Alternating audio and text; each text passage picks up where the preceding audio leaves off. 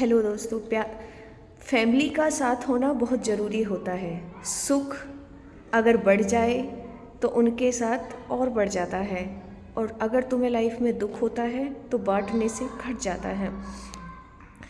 तो सफल जीवन किसे कहते हैं? क्या फैमिली के साथ रहने से सफल जीवन होता है? आजकल क्या होता है कि हम में से कुछ युवा नौजवान कई बार सोचते हैं कि ये जो फैमिली है ना, इनके साथ शायद मैं पीछे रह जाता हूँ। गांव में तो ये चीज़ और भी होती है, जब युवा थोड़े पढ़ लिख जाते हैं तो उनके साथ। अब क्या होता है, एक बार एक शिष्य अपने गुरु से पूछता है कि गुरु, ये सफल जीवन क्या होता है? तो गुरु उसे कहते हैं कि तुम मेरे साथ आओ। तो गुरु एक पतंग उड़ाते हैं जो बहुत ऊपर तक जाती है। शिष्य ये सब देख रहा होता है, वो ध्यान से देखता है कि गुरु ने उस पतंग को पकड़े रखा है, अदरवाइज़ तो वो और ऊपर चली जाती। तो शिष्य कहता है कि गुरुदेव, ये पतंग ना आपने पकड़ी हुई है, इसीलिए यहीं तक रुकी है। अगर आप इसे छोड़ दोगे ना तो ये बहुत ऊपर चली जाएगी। तो गुरु ने कहा ठीक है, हम ऐसा कर देते हैं। तो गुरु उस पतंग के धागे को काट देते हैं और वो पतंग बहुत ऊपर चली जाती है। और कुछ दूर ऊपर जाने के बाद वो ऐसे ऐसे हिलती है और नीचे आके धड़ाम से गिर जाती है। तो शिष्य आश्चर्य में पड़ गया कि ये क्या गुरुदेव, मुझे तो लगा कि ये आपने पकड़ रखी है, आपकी वजह से ये ऐसे हिली डुली है, ये मतलब यहाँ नीचे है, ये तो आपके छूटने से ऊपर जाके एकदम गिर गई।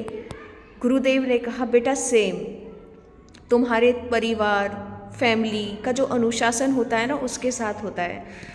अगर तुम परिवार में कई बार रहते हो तो तुम्हारे मन में ना ये बड़े ही नकारात्मक नेगेटिव थिंकिंग आ जाती है कि मैं इस परिवार की वजह से पीछे हूँ, मेरे माँ बाप पिछड़े हैं, ये मेरे आसपास का माहौल अच्छा नहीं है।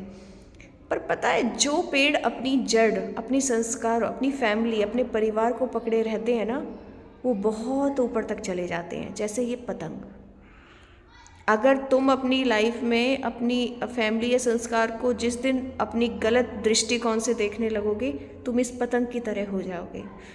ये पतंग का जो धागा है ना, वो परिवार, आपके संस्कार, आपकी मिट्टी, आपकी परवरिश है। और जो वो पतंग है ना, वो ऊंचाई है। आपके माँ बाप, आपकी फैमिली कभी नहीं चाहेगी कि मेरा बच्चा पीछे रहे। हाँ, वो अगर आपको डांट लगाते हैं या आपका गुरु धमकाते हैं तो उसका मतलब है कि वो आपको सही दिशा में मार्गदर्शन करना चाहते हैं। आई होप कि आपको भी इस कहानी से बहुत कुछ सीखेंगे। और अगर आपको अपनी फैमिली के लिए या अपने गुरुओं के प्रति कुछ नेगेटिव चीज़ आती है तो यही चीज़ सोच लिया करो, वो हमेशा आपका भला चाहते हैं। All the best.